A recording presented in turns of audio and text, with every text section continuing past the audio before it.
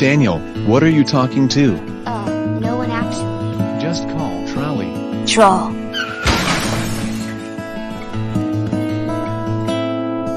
Okay, class. I am going to read to you.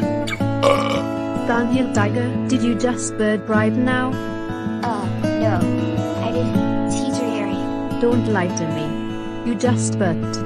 Go sit in the corner while I call your parents. Hello, is this the Ferguson family? Your son Daniel had legitimately burped in class.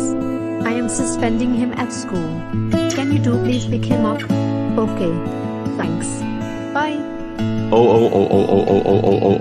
Oh, Daniel Ferguson Tiger, I can't believe you are suspended for burping in class. That's it, you are grounded for a week. Go to your room now.